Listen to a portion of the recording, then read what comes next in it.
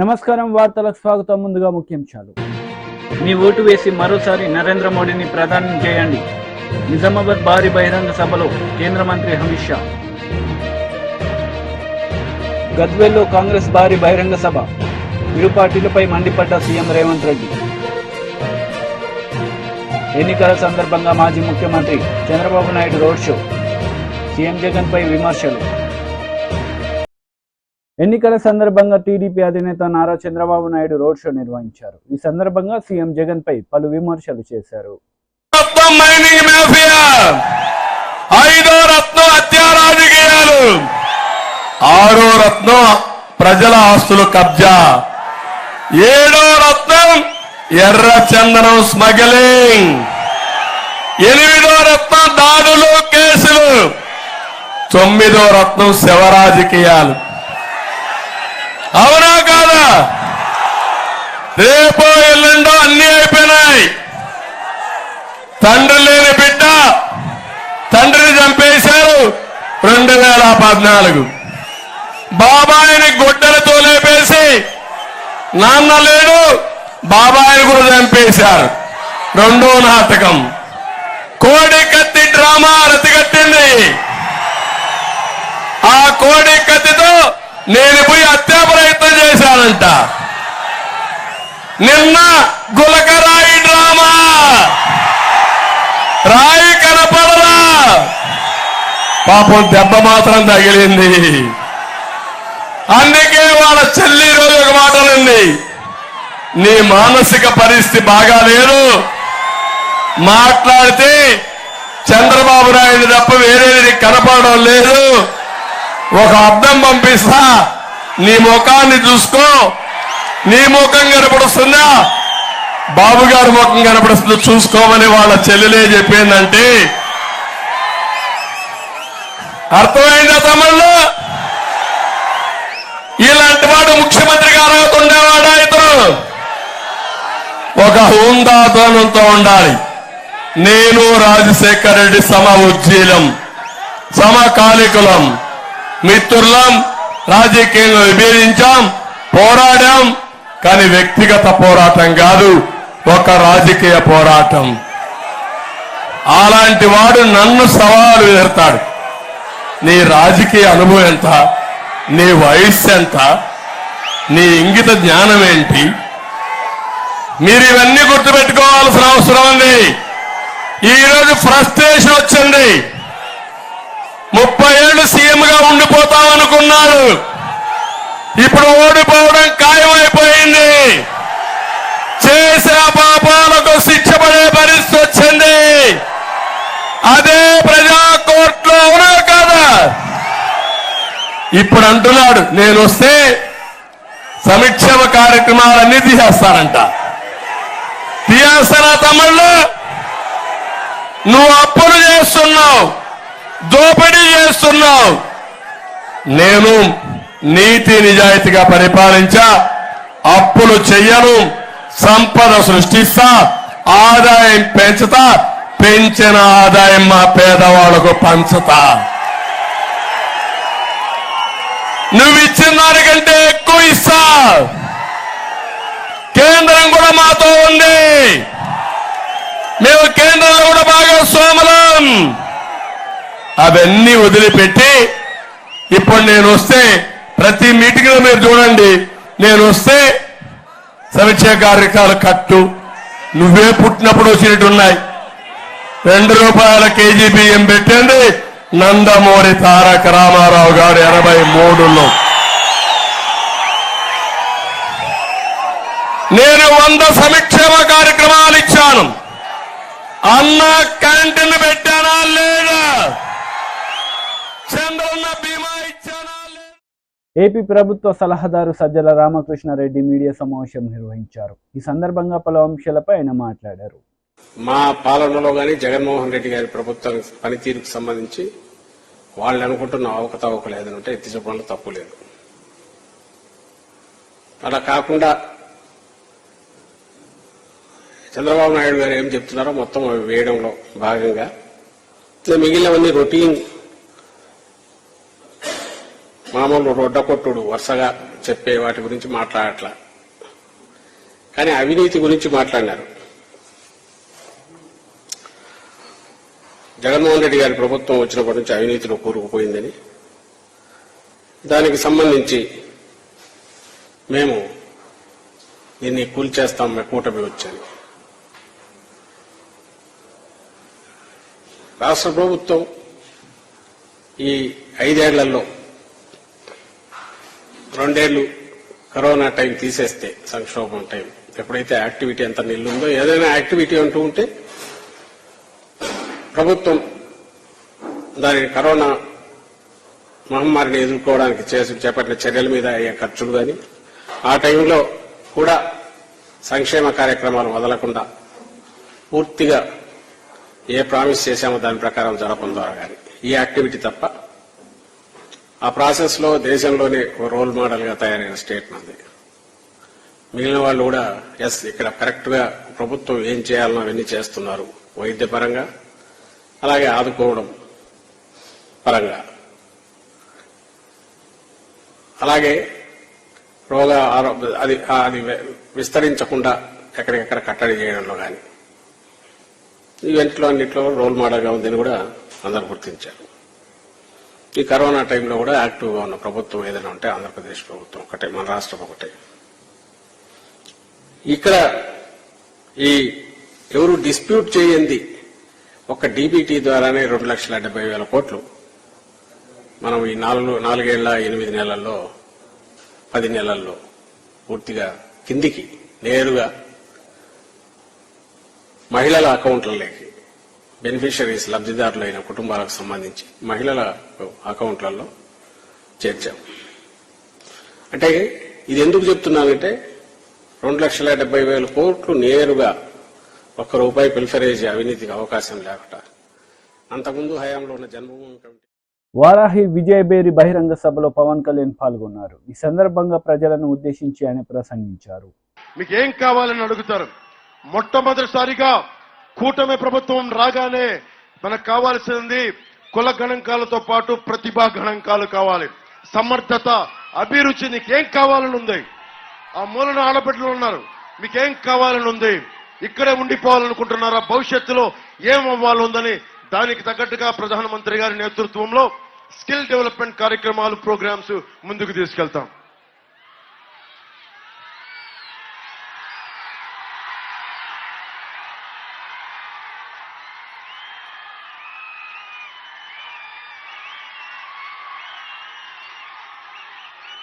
అలాగే ఇక్కడ జగన్ కి ముఖ్యంగా దాడిశెట్టి రాజా గారికి అనుకొని కూర్చొని వైసీపీ మద్దతుదారులందరికీ చెప్తున్నాను, నేను వాళ్ళు ల్యాండ్ గ్రాబింగ్ యాక్ట్ ను కొత్తది పట్టుకొచ్చారు. మేము ఊరికి దాన్ని ముసాయిదా అని చెప్పి ఈ రోజున కేవలం మనకు అభిప్రాయం తీసుకుంటున్నామని చెప్పి మనకి ల్యాండ్ యాక్ట్ ని కాస్త ల్యాండ్ టైటిలింగ్ యాక్ట్ ని కాస్త ఈ రోజున ల్యాండ్ గ్రాబింగ్ యాక్ట్ 25,000 కోట్లు మన పక్కనున్న వైజాగ్ లో దాదాపు సర్క్యూట్ హౌస్ సహా 25,000 కోట్ల రూపాయలని తాకట్టు పెట్టాడు. అలాంటి వ్యక్తి సొంత చెల్లికి ఆస్తులు పాస్తులు ఇవ్వలేదు, తల్లికి మర్యాద ఇవ్వడం, 30,000 మంది ఆడబిడ్డలు వెళ్ళిపోతే మాట్లాడడం. అలాంటి వ్యక్తి మాటలు మనం ఎలా నమ్ముతాం? 450 కోట్ల రూపాయలు భవన నిర్మాణ కార్మికుల సంక్షేమ నిధి నుంచి తీసుకున్నాడు. 1,300 కోట్ల రూపాయలు రంగులు మార్చడానికి, మనకి వైసీపీ రంగులు మార్చిన ప్రభుత్వ భవనాలకి తీయడానికి 1,000 కోట్లు. కానీ ఫీజు రీయింబర్స్మెంట్ కి డబ్బులు లేవు, కూర్చోబెట్టి భవన నిర్మాణ కార్మికులకు డబ్బులు లేవు. మరి ఇలాంటి వ్యక్తి చేతులు మీ ఆస్తి పాస్తులు పెడితే జగన్ మావాడు మనవాడు, లేదంటే దాడిశెట్టి రాజా మావాడు అనుకొని మీరు ఓట్లేస్తే మీ ఆస్తులు పాస్తులు అన్ని గాల్లో దీపం పెట్టినట్టే. ఇన్ని ఆస్తులు తాకట్టు పెట్టినాడు, రేపొద్దున భవిష్యత్తులో మీ ఆస్తులు తాకట్టు పెట్టడానికి గ్యారెంటీ ఏంటి? జీవో ఇష్యూ చేయలేదని చెప్తా ఉన్నాడు, అభిప్రాయ సేకరణ అంటున్నాడు, ఒకవైపు జీవోను కూడా ఇష్యూ చేశాడు. సో దీన్ని దృష్టిలో పెట్టుకొని నేను మీకు మర్యాదగా జాగ్రత్తగా ఆలోచించండి ఒకసారి. ఇది ప్రభుత్వానికి మీరు ముఖ్యంగా వైసీపీ మద్దతుదారులు చెప్తా ఉన్నాం, మీరు ఆలోచించుకొని ఓటేయండి. ప్రభుత్వం ఎలాగో మారిపోతుంది, కానీ వైసీపీ మద్దతుదారులు మీరు ఆలోచించుకోండి. భవిష్యత్తు మీది, ఆస్తిపాస్తులు మీవి మావి కావు. మేము రాగానే మనకి ల్యాండ్ గ్రాబింగ్ యాక్ట్ రద్దు చేసే బాధ్యత కూటమి ప్రభుత్వం తీసుకుంటుంది. గద్వేల్లో కాంగ్రెస్ పబ్లిక్ మీటింగ్ లో సీఎం రేవంత్ రెడ్డి పాల్గొన్నారు. ఈ సందర్భంగా ఆయన మాట్లాడారు. కర్రు గాల్చి వాత పెట్టాల్సిందే కదా, అవునా అవునా? మల్లు రవిని 1,00,000 ఓట్లతోని గెలిపించాలి. నేను 1,00,000 అంటే మీరు పక్కా అనాలి. ఓకే ఓకే, 1,00,000 1,00,000 1,00,000 1,00,000 1,00,000 1,00,000 1,00,000 1,00,000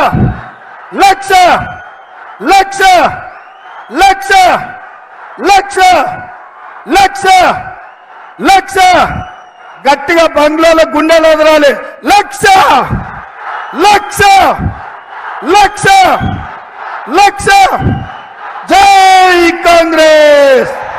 మీకందరికీ తెలుసు, నడిగడ్డ రాజకీయం, బంగ్లాలో రాజకీయం మీకందరికీ తెలుసు.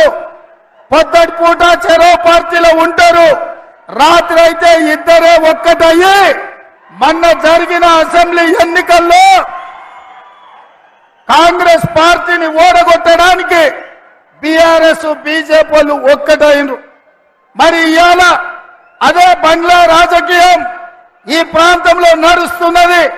బంగ్లా రాజకీయానికి గుణపాఠం చెప్పి శాశ్వతంగా సమాధి కట్టి ఈ గద్వాల, ఈ నడిగడ్డ కాంగ్రెస్ పార్టీ అడ్డ 3 రంగుల జెండా ఈ గడ్డ మీద ఎగరేయడానికి మీరందరూ సిద్ధంగా ఉన్నారన్న సంగతి నాకు తెలుసు. అందుకే మిత్రులారా, ఈరోజు మీ అందరికి ఒకటే మాట చెప్తున్నా. 70 సంవత్సరాల తర్వాత మన పాలమూరుకి తెలంగాణకు నాయకత్వం వహించే అవకాశం వచ్చింది. మన ప్రాంతంలో పెండింగ్ ఉన్న ప్రాజెక్టులు ప్రధానంగా గట్టు కావచ్చు, తుమ్మిళ్ళ కావచ్చు, ఆర్టీఎస్ మోడర్నైజేషన్ కావచ్చు, ఎర్రవల్లి చౌరస్తా నుంచి రాయచూరుకు 4 లేన్ల రోడ్డు కావచ్చు, ఈ ప్రాంతం యొక్క అభివృద్ధి కోసం పాలమూరు రంగారెడ్డి ఎత్తిపోతల ప్రాజెక్టు పూర్తి చేసుకునే విషయంలో కావచ్చు, ఈ రోజు మనము కాంగ్రెస్ పార్టీకి అండగా నిలబడాలి. మిత్రులారా, ఈడికొచ్చిన మా నడిగడ్డ సోదరులను అడుగుతున్నా, బంగ్లాలో బొట్లో కత్తి పెట్టుకొని బయలుదేరిండ్రు కాంగ్రెస్ పార్టీని చంపాలని, ఈ ఎన్నికల్లో ఓడించాలని. నేను అడుగుతున్న నడిగడ్డ బిడ్డల్ని, అరుణమ్మను జడ్పీటీసీ చేసింది కాంగ్రెస్ కాదా? అరుణమ్మను ఎమ్మెల్యే చేసింది కాంగ్రెస్ కాదా? అరుణమ్మను మంత్రిని చేసింది కాంగ్రెస్ పార్టీ కాదా? భరత్ సింహారెడ్డి ఏరియాలో చేసిన దందాలు కాంగ్రెస్ పార్టీని అడ్డం పెట్టుకొని 100,000 కోట్ల రూపాయలు సంపాదించుకోలేదా? కాంగ్రెస్ పార్టీ బంగ్లాలకేం తక్కువ వేసింది. ఇవాళ కాంగ్రెస్ పార్టీని ఓడించాలని బంగ్లాలు కుట్ర రాజకీయాలు చేస్తున్నారు. అందుకే మిత్రులారా, ఈ కుట్రల్ని తిప్పికొట్టాలి. రాబోయే ఎన్నికల్లో కాంగ్రెస్ పార్టీని గెలిపించాలి. కాంగ్రెస్ నిజామాబాద్ లో బీజేపీ పబ్లిక్ మీటింగ్ లో కేంద్ర మంత్రి అమిత్ షా పాల్గొన్నారు. ఈ సందర్భంగా ఆయన ప్రసంగించారు. उन्होंने अपने तेलंगाना राज्य को कांग्रेस का एटीएम बना दिया। देश भर में जीएसटी लगता है, यहां आरआर टैक्स लगता है। तेलंगाना में एक आरआर टैक्स है, मालूम है आरआर टैक्स क्या है? राहुल रेवंत टैक्स का नाम आरआर टैक्स है। हर रोज सैकड़ों करोड़ रुपया इकट्ठा कर दिल्ली के दरबार में भेजने का काम एक कांग्रेस पार्टी करती है। भाइयों बहनों, पसंद की 2 लोगों के बीच में है। एक 12 लाख करोड़ के घपले घोटाले भ्रष्टाचार करने वाली कांग्रेस पार्टी, और दूसरी ओर 23 साल तक मुख्यमंत्री प्रधानमंत्री रहने के बाद भी एक 25 पैसे का आरोप नहीं है, ऐसे नरेंद्र मोदी। आप बताओ, राहुल बाबा और नरेंद्र मोदी में किसको प्रधानमंत्री बनाओगे? जोर से बोलो, किसको बनाओगे? अरे और जोर से बोलो, किसको बनाओगे? अगर नरेंद्र मोदी को बनाना है तो अरविंद भाई के नाम के सामने कमल का निशान है, उस पर बटन दबाना है। दबाएंगे क्या भाई? देखो, बटन तो दबाना, परंतु इतनी जोर से दबाना कि बटन यहां तेलंगाना में दबे और करंट इटाली में जाकर लगे। भाई और बहनों, ये असदुद्दीन ओवैसी, बीआरएस पार्टी और कांग्रेस पार्टी, ये मुसलमानों का तुष्टीकरण करने वाली एबीसी है। ए से मतलब है असदुद्दीन ओवैसी, बी से मतलब है बीआरएस, सी से मतलब है कांग्रेस पार्टी। ये तीनों लोग इकट्ठा होकर मुस्लिम तुष्टीकरण में डूबे रहते हैं। ये लोग भगवान राम की शोभा यात्रा पर प्रतिबंध लगाते हैं, रामनवमी का जुलूस निकालने नहीं देते हैं, हैदराबाद मुक्ति संग्राम की याद में हैदराबाद विमोचन दिन मनाने नहीं देते हैं, ये सीएए का विरोध करते हैं, ये यूसीसी का विरोध करते हैं, और ये तीनों राम मंदिर की प्राण प्रतिष्ठा का भी विरोध करते हैं। भाइयों, मैं आपको बताना चाहता हूं, ये लोग झूठ के आधार पर पॉलिटिक्स करने वाले। कांग्रेस पार्टी ने कहा मोदी जी बहुमत में आएंगे तो रिजर्वेशन हटा देंगे। अरे भाई, अक्कल कहां घास चरने गई है? मोदी जी के पास 10 साल से पूर्ण बहुमत है। कितने साल से है भाई? जोर से बोलो, कितने साल से? मोदी जी ने पूर्ण बहुमत का उपयोग रिजर्वेशन हटाने में नहीं किया, आरक्षण हटाने में नहीं किया, बहुमत का उपयोग धारा 370 हटाने में किया, बहुमत का उपयोग ट्रिपल तलाक समाप्त करने में किया, बहुमत का उपयोग राम मंदिर बनाने में किया, बहुमत का उपयोग पीएफआई को खत्म करने में किया। भाई और बहनों, मेरे वीडियो से छेड़खानी कर फेक वीडियो बनाए और भ्रांति फैलाना चाहते। रेवंत रेड्डी, ये अच्छा नहीं लगता है। फिर कहते हो कि दिल्ली पुलिस मेरे पीछे पड़ी है। भाई, फेक वीडियो बनाओगे तो और क्या होगा?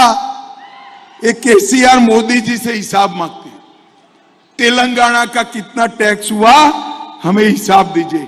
अरे केसीआर, तेलंगाना हिसाब तो मैं आराम से आज जल्दी है, जरा आऊंगा तब दे दूंगा, मगर शराब घोटाले में तेलंगाना की जनता का कितना रुपया खा गए, इसका हिसाब आप तेलंगाना की जनता को दीजिए। भाई, तेलंगाना की जनता, भाई और बहनों, ये बीआरएस पार्टी ने तेलंगाना को बर्बाद करने का काम किया है। मैं आपको बताकर जाता हूं, मोदी जी के नेतृत्व में आप एक बार फिर से सरकार बना दीजिए, तेलंगाना को देश का नंबर 1 राज्य बनाने का काम भारतीय जनता पार्टी करेगी। भाई और बहनों, मैं ज्यादा बात करना नहीं चाहता। मोदी जी ने देश के 80 करोड़ गरीबों के लिए ढेर सारे काम किए। మాజీ మంత్రి హరీష్ రావు కీలక ప్రెస్ మీట్ నిర్వహించారు. ఈ సందర్భంగా పలు అంశాలపై వివరణ ఇచ్చారు. రాష్ట్రంలో ఉన్నటువంటి మహిళలకు సరాసరి అందుతుంది. చేత యోజన మార్చాలనుకుంటుంది. తెలంగాణ में हमने आपको गारंटीज दी थी, उनको हमने पूरा करके दिखाया. తెలంగాణ ప్రజలకు మేము గ్యారెంటీలు ఇచ్చాము, అవి పూర్తి చేసి చూపించాము. महिलाओं के बैंक अकाउंट में 2500 रुपए తెలంగాణ की सरकार डालती है. తెలంగాణలో ఉన్న మహిళలకు 2500 రూపాయలు వాళ్ళ బ్యాంక్ అకౌంట్ లో నేరుగా వేస్తున్నది.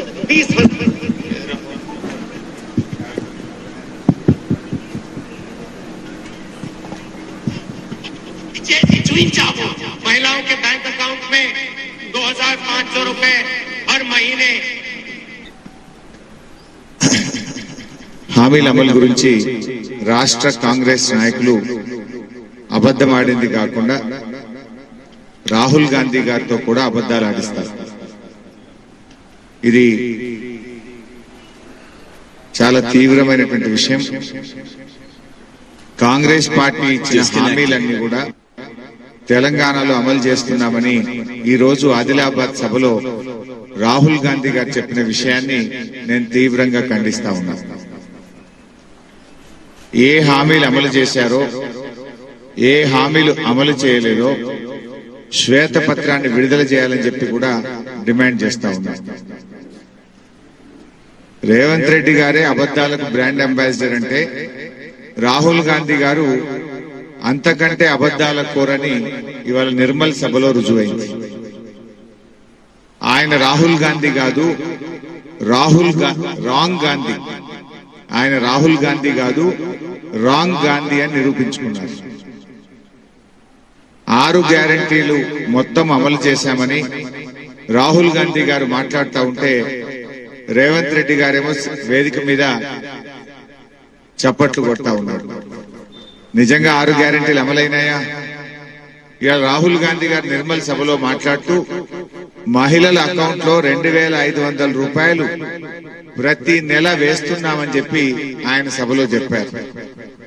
అంటే అసలు వేయని డబ్బులు వేస్తున్నట్టు రాహుల్ గాంధీ గారు చెప్పడం అంటే ఈ రాష్ట్ర మహిళల్ని అవమానపరచడం, ఈ రాష్ట్ర ప్రజల్ని తప్పుదో పట్టించడం, రాష్ట్రంలో ఏం జరుగుతుందో కనీస అవగాహన లేకుండా రాహుల్ గాంధీ గారు మాట్లాడడం అంటే 140 ఏండ్ల చరిత్ర కలిగిన కాంగ్రెస్ పార్టీ ఎంత భావదరిద్రంగా ఉందో మనకు అర్థమవుతా ఉంది. ఈ రోజు రాహుల్ గాంధీ గారి వీడియో మీకు చూపిస్తాను. రాహుల్ గాంధీ గారు నిర్మల్ సభలో ఇవాళ మాట్లాడుతూ మేము ప్రజలకు హామీ ఇచ్చిన 6 గ్యారంటీలు అమలవుతున్నాయి అంటున్నాడు ఆయన. అది మొదటి అబద్ధం.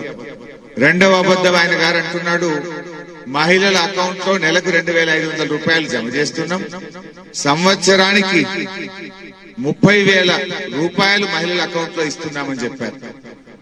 మరి నిజంగా ఈ రాష్ట్రంలో మహిళల అకౌంట్ లో 2,500 ఏ ఒక్క మహిళ కన్నా జమ అయినాయా? సంవత్సరానికి 30,000 వస్తున్నాయా? మరి ఇది స్క్రిప్ట్ రైటర్ తప్ప ఇద్దరు కలిసే ఈ రాష్ట్ర ప్రజల్ని తప్పుదో పట్టిస్తున్నారు. రాహుల్ గాంధీ గారికి రాసిచ్చింది ఎవరు? ఈ రాష్ట్ర ప్రజల్ని తప్పుదో పట్టిస్తున్నది ఎవరు? లేదు, రాహుల్ గాంధీ గారు కూడా ఆయన గారు తప్పు చెప్పాలి. ఇద్దరం కలిసి రేవంత్ రెడ్డి, రాహుల్ గాంధీ ఇద్దరు తోడు. టీడీపీ జాతీయ అధికార ప్రతినిధి కొమ్మారెడ్డి పట్టాభిరావు మీడియా సమావేశం నిర్వహించారు. ఈ సందర్భంగా పలు అంశాలపై ఆయన మాట్లాడారు. సార్, కాంగ్రెస్ పార్టీ నుంచి ఒక ఫిర్యాదు రాగానే మీరు సిఐడి ఎంక్వైరీ చేశారు. సరే, అది మేము చట్టపరంగా దాన్ని ఎట్లా డీల్ చేయాలో మేము చేస్తాం. మేము దానికేమి భయపడట్లేదు. లేదంటే మీరు తీసుకున్నటువంటి చర్యను మేమేం ప్రశ్నించట్లా. కానీ రెండవ పక్కన ఇవాళ పెన్షన్ల విషయంగా మీరిచ్చినటువంటి ఆదేశాలను కూడా తొంగలో దొక్కుతూ ఎలక్షన్ కమిషన్ ఏమైనా ఆదేశాలు ఇచ్చింది? ఇంటింటికి వెళ్ళి పెన్షన్ ఇవ్వద్దని చెప్పిందా ఎలక్షన్ కమిషన్? ఇంటింటికి వెళ్ళి పెన్షన్ ఇవ్వద్దని ఎలక్షన్ కమిషన్ ఎక్కడైనా చెప్పిందా? మీరు ఇచ్చినటువంటి సర్క్యులర్లో ఎక్కడైనా డోర్ టు డోర్ పెన్షన్స్ ఇవ్వద్దని ఎక్కడైనా ఉందా? పెన్షనర్స్ ఎవరు ఇబ్బంది పడకుండా సజావుగా ప్రక్రియని కొనసాగించండి. కేవలం వాలంటీర్స్ని మాత్రమే మీరు పక్కన పెట్టండి. ఆల్టర్నేటివ్ అరేంజ్మెంట్స్ చూసుకోండి అని మీరు ఇచ్చారు కదా, ఎలక్షన్ కమిషన్ ఇచ్చింది కదా. మేము అదే కదా మేము ప్రశ్నిస్తూ ఉన్నాం. దాన్నే కదా మేము గట్టిగా నిలదీస్తూ ఉన్నాం. ఇవాళ ఎలక్షన్ కమిషన్ అంత స్పష్టంగా ఆదేశాలు ఇచ్చినా కూడా ఇక్కడ ఉన్నటువంటి చీఫ్ సెక్రటరీ జవహర్ రెడ్డి గాని, వైసీపీకి కొమ్ముగాసినటువంటి కొంతమంది అధికారులు చేస్తున్నటువంటి దురాఘాతాల వల్ల వృద్ధులు అకారణంగా ప్రాణాలు పోగొట్టుకుంటున్నారు. ఇదే కదా మేము చెప్తున్నది. కానీ ఇవాళ వైఎస్ఆర్ కాంగ్రెస్ పార్టీ వాళ్ళు ఫోన్ కాల్స్, రికార్డెడ్ మెసేజ్లు, రకరకాలుగా మా పైన దుష్ప్రచారం, మేమేదో అడ్డుకున్నట్టు, ఏదో పెన్షన్లకు అడ్డుపడుతున్నట్టు రకరకాలుగా మా పైన దుష్ప్రచారం చేస్తూ ప్రజలకి రకరకాలుగా వాయిస్ మెసేజ్లు, రికార్డింగ్లు అవి ఇవి పంపిస్తుంటే మరి దానిపైన సిఐడి కేసు పెట్టదా సార్? మేము చేశాంగా ఫిర్యాదు దానిపైన కూడా. దానిపైన మరి మీరు సిఐడి ఎంక్వైరీ ఆదేశించారా సిఇఓ గారు? దయచేసి please take action sir, please kindly take action. When one political we are telling the truth. మేము నిజాలు చెప్తుంటే మా పైన సిఐడి కేసులు, ఒక పక్కన మీరిచ్చినటువంటి ఆదేశాలని తొంగలో తొక్కి, it is an order, it is a direction given by the honourable election commission. మీరిచ్చినటువంటి ఆదేశాలని తొంగలో తొక్కి ఒక చీఫ్ సెక్రటరీ ఇష్టానుసారం వ్యవహరిస్తూ ఇవాళ వృద్ధులు ప్రాణాలు పోగొట్టుకుంటూ ఉంటే దాన్ని మేము ప్రశ్నిస్తూ ఉంటే మా పైన విష ప్రచారం చేస్తున్నటువంటి వైఎస్ఆర్ కాంగ్రెస్ పార్టీ మరి వాళ్ళని ఏ రకంగా కట్టడి చేయాలి సార్? మరి వాళ్ళపైన ఎంక్వైరీలు ఉండవా? మీరిచ్చినటువంటి ఆదేశాలని తొంగలో దొక్కుతున్నటువంటి ఒక అధికార పార్టీ ప్రభుత్వం, వాళ్ళు మా పైన చేసినటువంటి దుష్ప్రచారం, దానిపైన ఎటువంటి చర్యలు ఉంటాయి సిఇఓ గారు? We are requesting you, what is the action that is being initiated? Is action not required on such kind of false propaganda? We are telling the truth. Our leader Nara Chandrababu Naidu garu is conveying the truth to the people of Andhra Pradesh. ఎన్నికలప్పుడు నిజాలు చెప్పేటటువంటి హక్కు మాకు లేదా? నిజాలు తెలియజేసే అవకాశం మాకు లేదా? నారా లోకేష్ గారు కానీ నారా చంద్రబాబు నాయుడు గారు కానీ ఉన్న వాస్తవాలు తెలియజేస్తా ఉంటే వాళ్ళు ఏదో ఒక కంప్లైంట్ ఇచ్చారని సరే సిఐడి ఎంక్వైరీ సార్, దానివల్ల మాకేమీ పెద్ద ఇబ్బంది ఏం లేదు. ఎందుకంటే truth will always remain the truth and we are not questioning your action also. I'm saying this once again, we are not questioning the election commission. We are only requesting you to take action on the false propaganda that is being carried out by the YSR Congress party. YSRCP చేస్తున్నటువంటి దుష్ప్రచారం పైన దయచేసి చర్యలు తీసుకోండి. వార్తలు ముగించే ముందు ముఖ్యాంశాలు మరోసారి. మీ ఓటు వేసి మరోసారి నరేంద్ర మోడీని ప్రధాని చేయండి. నిజామాబాద్ భారీ బహిరంగ సభలో కేంద్ర మంత్రి అమిత్ షా. గద్వేల్లో కాంగ్రెస్ భారీ బహిరంగ సభ, ఇరు పార్టీలపై మండిపడ్డ సీఎం రేవంత్ రెడ్డి. ఎన్నికల సందర్భంగా మాజీ ముఖ్యమంత్రి Chandrababu Naidu road show, CM Jagan పై విమర్శలు. ఈ వార్తలు ఇంతటితో సమాప్తం. తిరిగి ప్రసారమయ్యే వార్తల్లో మళ్ళీ కలుద్దాం. అంతవరకు సెలవు. నమస్తే.